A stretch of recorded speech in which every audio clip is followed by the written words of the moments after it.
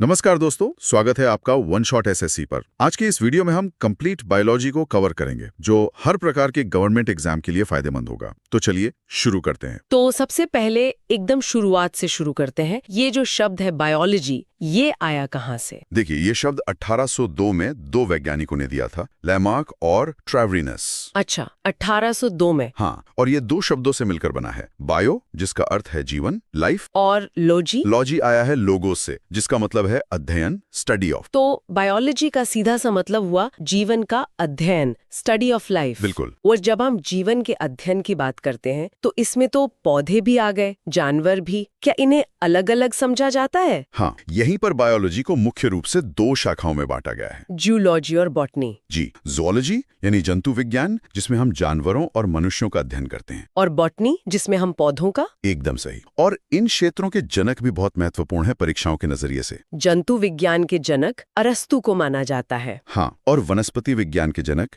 Theophrastus को। अरस्तु के पुस्तक का नाम है हिस्टोरिया एनिमेलियम, हिस्टोरिया एनिमेलियम, और थियोफ्रेस्टस की हिस्टोरिया प्लांटरम। Historia plantarum. कोशिका, कोशिका के अध्ययन को क्या कहते हैं? उसे कहते हैं साइटोलॉजी, या साइटो का अर्थ है कोशिका, सेल, और लॉजी का मतलब है अध्ययन। तो सबसे पहले कोशिका को किसने और कैसे खोजा? ये कहानी भी बड़ी दिलचस्प है। बहुत ज्यादा। ये बात है 1665 की। एक वैज्ञानिक थे रॉबर्ट हुक। अच्छा। उन्होंने पेड़ की छाल से बने कॉर्क के एक पतले से टुकड़े को अपने बनाए माइक्रोस्कोप के नीचे देखा। और उन्हें क्या दिखा? उन्हें मधुमक्खी के छत्ते जैसे छोटे छोटे खाली कमरे दिखे। खाली कमरे? मतलब वो जीवित नहीं थे? नहीं, बिल्कुल नहीं। वो एक मृत कोशिका थी, डेड सेल। और उन खाली कमरों जैसी संरचना को उन्होंने सेला नाम दिया, जिससे आगे चलकर सेल शब्द बना। और इस पूरी जानकारी का स्रोत उनकी किताब है ना? जी हाँ, उनकी बहुत प्रसिद्ध किताब माइक्रोग्राफिया। तो अगर हुक ने मृत कोशिका देखी, तो फिर जीवित कोशिका की खोज कब और किसने की? इसका श्रेय जाता है एंटोनी वॉन ल्यूवेनहॉक को। अच्छा। 1674 में उन्होंने तालाब के पानी में शैवाल के रूप में पहली मुक्त जीवित कोशिका यानी लिविंग सेल को देखा। तो उन्होंने साबित कर दिया कि ये सिर्फ खाली कमरे नहीं है। बिल्कुल, उन्होंने साबित किया कि कोशिकाएं सजीव होती हैं, उनमें जीवन होता है।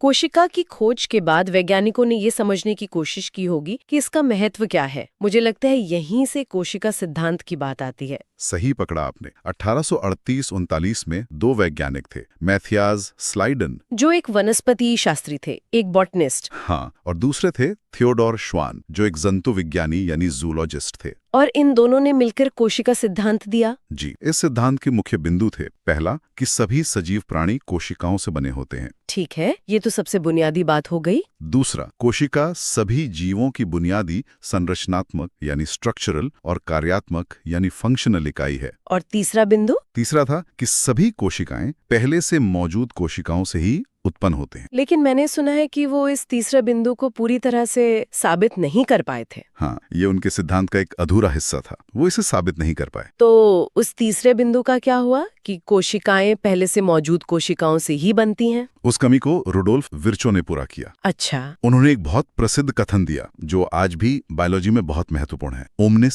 सेलुला ए सेलुला, जिसका मतलब है कि सभी कोशिकाएं पहले से मौजूद कोशिकाओं से ही विभाजित होकर बनती हैं। और यहीं से हमें कोशिका विभाजन की अवधारणा के बारे में पता चला। बिल्कुल, इसी एक वाक्य ने आधुनिक कोशिका सिद्धांत की नींव रखी। तो अब जब हमने ये इतिहास समझ लिया है, तो चलिए कोशिका की संरचना को देखते हैं। पादप और जंतु कोशिका में क्या मुख्य अंतर है? देखिए, दोनों की संरचना को हम बिंदुवार समझ सकते हैं। सबसे पहले सबसे बाहरी परत की बात करते हैं, कोशिका भित्ति यानी सेल वॉल। हाँ, ये केवल पादप कोशिकाओं में पाई जाती है। ये कोशिका को एक निश्चित आकार और सुरक्षा देती है। और जंतु कोशिकाओं में ये नहीं होती? नहीं, जंतु कोशिका की सबसे बाहरी परत होती है कोशिका झिल्ली, सेल मेम्ब्रेन। अच्छा, और ये तो दोनों में होती है ये ना? दोनों में होती है। पादप कोशिका में ये कोशिका भित्ति के अंदर होती है, और ये चयनात्मक रूप से पदार्थों को अंदर बाहर जाने देती है। एक तरह से कोशिका का गेट कीपर कह सकते हैं। ठीक है। एक और बड़ा अंतर है क्लोरोप्लास्ट का। बिल्कुल, क्लोरोप्लास्ट यानी हरित लवक, ये केवल पादप कोशिकाओं में होता है। और यही प्रकाश संश्लेषण में मदद करता है। सही कहा, यही वो जगह है जहाँ पौधे अपना भोजन बनाते हैं। और रिक्तिका का क्या? उसमें भी तो अंतर होता है। पादप कोशिका में एक बहुत बड़ी केंद्रीय रिक्तिका होती है, जो पानी और पोषक तत्व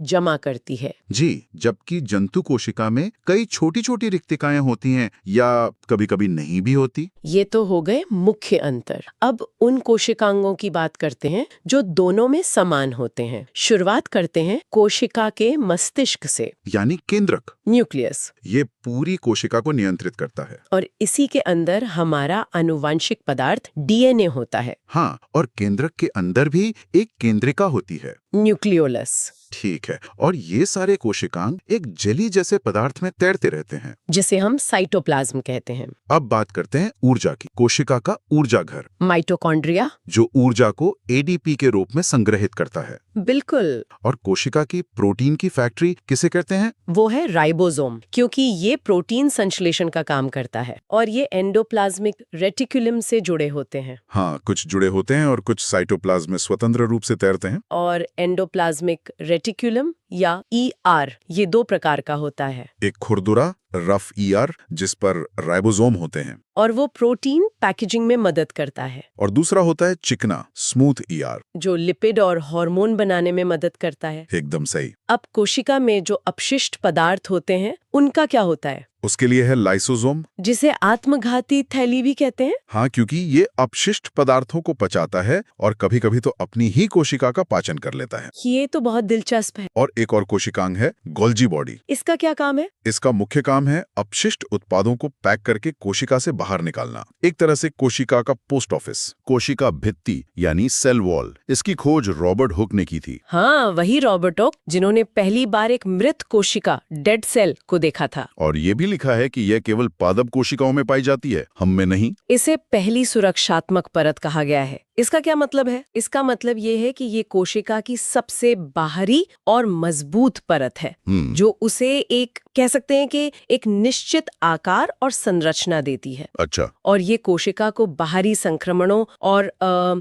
यांत्रिक तनाव से बचाती है। पर दिलचस्प बात यह है कि यह एक मृत डेड संरचना है। मृत, ये तो वाकई में एक दिलचस्प बात है। मतलब कोशिका की सबसे मजबूत दीवार बेजान है। बिल्कुल, और इसी वजह से ये इतनी मजबूत होती है। इसकी प्रकृति पारगम्य बताई गई है। हाँ। पारगम्य, अर्धपारगम्य और अपारगम्य। हाँ। इन तीनों में मुख्य अंतर क्या है? अपारगम्य का मतलब है कि कोई भी पदार्थ न अंदर आ सकता है न बाहर। हाँ। अर्धपारगम्य का मतलब है कि सिर्फ कुछ चुनिंदा छोटे अणु ही आ जा सकते हैं। और पारगम्य? पारगम्य जैसा कि सेल वॉल होती है, उसका मतलब है कि ये लगभग सभी पदार्थों को आने जाने देती है। ये एक मजबूत दीवार तो है, पर दरवाजों वाली। समझ गया। यहाँ एक बहुत महत्वपूर्ण सवाल है कि ये बनी किसकी होती है? अलग अलग जीवों के लिए अलग अलग पदार्थ बताए हैं। हाँ, जैसे पौधों में सेल्यूलोज, शैवाल में सेल्यूलोज और हेमीसेल्यूलोज, बैक्टीरिया में पेप्टाइडोग्लाइकन और कवक में काइटिन। ये सेल्यूलोज क्या है? ये नाम बहुत सुना है। सेल्यूलोज असल में एक तरह का पॉलीसैकेराइड कार्बोहाइड्रेट है। ओके।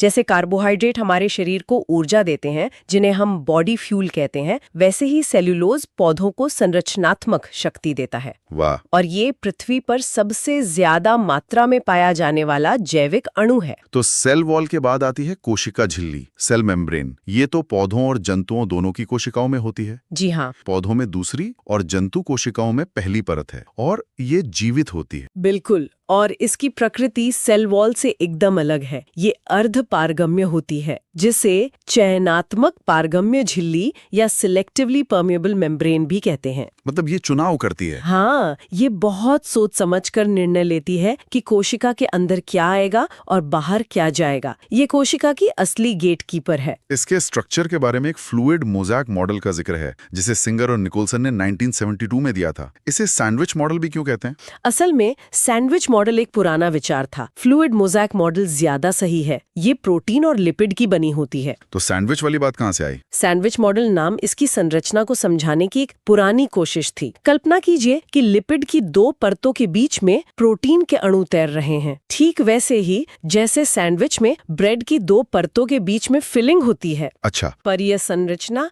इसे लचीलापन और गतिशीलता देती है, इसीलिए फ्लूइड शब्द ज्यादा महत्वपूर्ण है। चलिए अब कोशिका के दिमाग की बात करते हैं। केंद्रक, न्यूक्लियस। इसकी खोज रॉबर्ट ब्राउन ने 1831 में की थी और ये कोशिका का नियंत्रण केंद्र है, कंट्रोल सेंटर है। हाँ, इसे कोशिका का मस्तिष्क भी कहा जाता है, क्योंकि क्योंकि ये कोशिका के सभी कामों को नियंत्रित करता है। और सबसे जरूरी बात, हाँ, सबसे जरूरी बात ये है कि इसी के अंदर कोशिका की सारी आनुवांशिक सामग्री, जेनेटिक मटेरियल होती है।